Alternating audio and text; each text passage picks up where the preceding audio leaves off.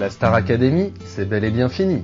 Pour Élodie, l'heure est aux chansons intimistes, marquées par Gainsbourg et orchestrées par Benjamin Biolay. De ta vertu, de ton honneur perdu, non pas sur les lèvres, même si j'en rêve, même si je tremble. Oui, je pense que j'aurais pu, comme m'a dit Benjamin ou d'autres gens, que peut-être que j'aurais pu faire ça aussi, cet album avant, enfin sans l'avoir fait, parce que je jouais déjà de la guitare, j'écrivais déjà, mais je crois que je l'aurais pas fait, j'aurais pas réussi à le faire aussi bien, parce que après l'émission, j'ai su ce dont j'avais pas envie déjà.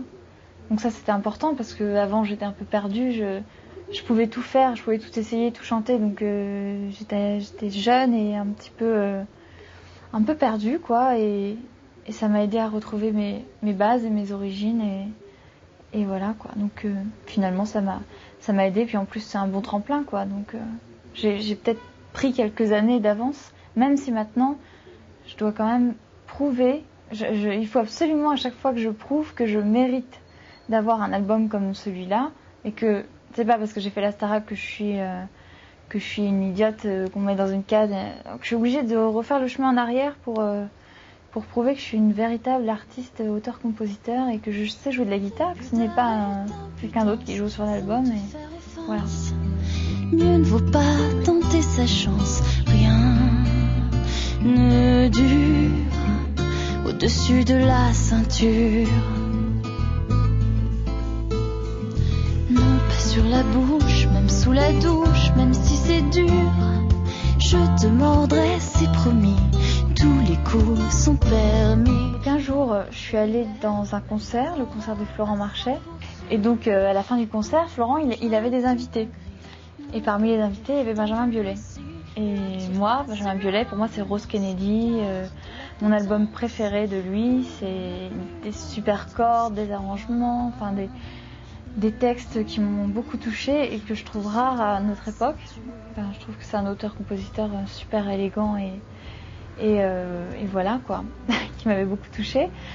Et donc à la fin, je suis allée remercier Florent dans les coulisses et lui dire bravo, etc. Et j'ai croisé Benjamin. Donc j'étais quand même assez intimidée,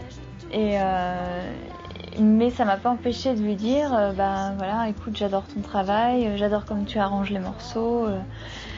Et puis d'un seul coup, en lui disant ça, je me suis rendu compte que peut-être il savait pas qui j'étais, mais c'était pas grave. Et je lui ai dit, mais tu sais certainement pas qui je suis. Il me dit, si, je t'ai déjà vu dans des magazines ou des trucs comme ça, ou passer à la télé. Je fais, oui, mais tu sais pas en fait que j'ai déjà fait un premier album. Il me fait, non, je connais ni ta voix, ni si tu écris, ni si tu joues d'un instrument. Je fais, justement, je suis en train d'écrire. Je suis en train de me remettre à l'écriture, et j'ai repris ma guitare, et j'écris des chansons qui vont peut-être faire un deuxième album. Et il m'a dit, ah ouais, c'est cool, parce que moi je pensais pas du tout que c'était un mec sympa quoi. Je pensais qu'il était assez fermé, assez obtus, et que sachant que je venais d'une émission de télé-réalité, c'était fini quoi. Il n'aurait jamais voulu travailler avec moi. Et puis j'ai dit, si tu veux écouter un jour, peut-être qu'on passera par mon agent, et parce que mon agent avait bossé avec lui en fait pour un film. Et puis voilà, et puis un mois plus tard, j'ai pris son numéro et je lui ai envoyé un texto. Je lui ai dit, est-ce que tu es libre lundi, je reviens de vacances, moi j'ai du temps de dispo, donc si tu veux écouter, c'est le moment. Et il m'a dit, ok, on déjeune et ensuite tu me fais écouter. Donc j'ai déjeuné avec lui. Donc déjà il est arrivé avec 40 minutes de retard. J'étais trop gênée, j'ai cru qu'il allait jamais arriver, parce que comme pour moi c'est quand même quelqu'un d'assez spé.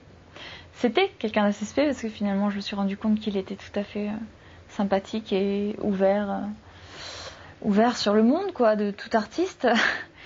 Et voilà, et puis ensuite je l'ai emmené chez moi et je lui ai fait écouter une chanson qui s'appelle Je sais jamais, qui est sur l'album aussi. Et quand j'ai eu fini de lui faire écouter, il m'a dit, mais t'es une chanteuse folk en fait. Je fais, je sais pas. Parce que je connais pas du tout le nom de mon style.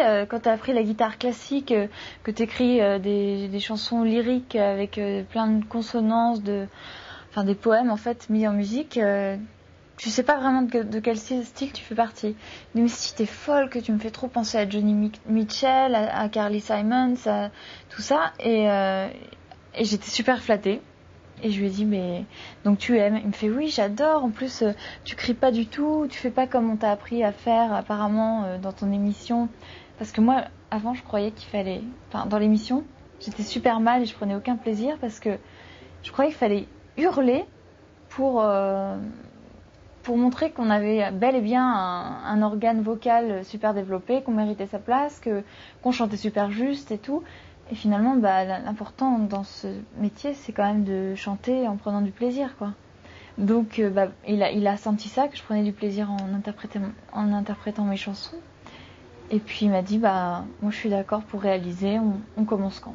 Et ça a commencé à partir de là. Toutes les erreurs ou tous les doutes que j'ai pu avoir, toutes les angoisses, toutes les failles ou les aspérités qui m'ont faites jusque-là, c'est ce qui m'a aidé à arriver jusqu'à cet album et à écrire toutes ces chansons. Sinon, ça aurait été chiant si j'avais parlé d'une vie plate et sans problème, sans histoire, sans angoisse.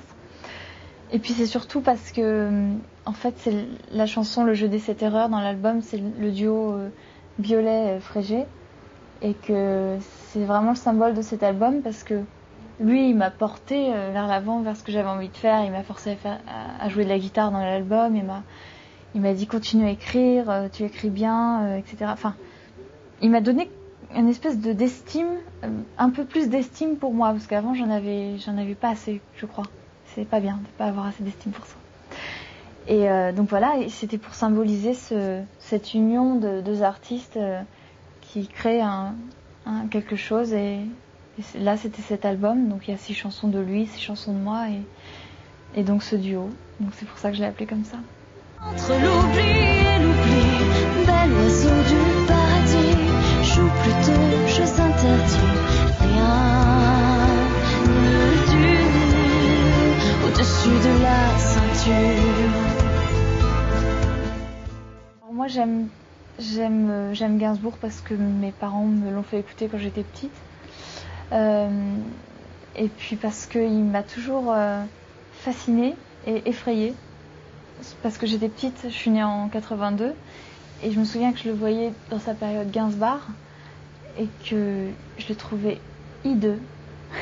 Pardon, mais je le trouvais vraiment hideux. Il me faisait peur et je voulais changer de chaîne et je comprenais pas ce qu'il disait et pourquoi il fumait et pourquoi il disait n'importe quoi. Et je crois que c'est comme les araignées, quoi. Je suis arachnophobe, ça me fout la trouille, ça me rend mal. Mais en même temps, je peux pas me détacher mon regard. Et c'est toujours quelqu'un qui m'a fascinée. Mais j'ai quand même une sacrée préférence pour cette période avec Gainsbourg, avec Birkin et Bardot et toute cette période où il a été le Pygmalion de femmes sublimes, quoi. Et voilà.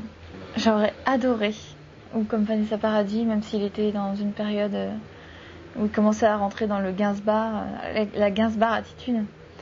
Mais j'aurais adoré, et comme on a bossé avec Dominique Blanc-Francard qui avait aussi travaillé avec Gainsbourg, il m'a dit, Dominique, mais tu sais, tu serais né, tu aurais eu 20 ans à l'époque de Serge, je suis sûre qu'il aurait travaillé avec toi parce que tu l'aurais inspiré. Et ça, c'est super flatteur quand même.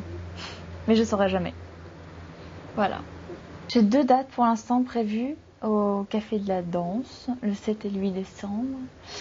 Et ensuite, j'espère que je pourrai faire déjà une salle peut-être plus grande, qui sait, même si je pense pas que ça se justifie avec l'album qui est assez intime. Et après, j'aimerais bien faire une tournée nationale et Belgique surtout, parce que j'adore, les Belges sont trop sympas, et la Suisse. Et j'espère le Canada aussi, le Québec. J'aimerais bien.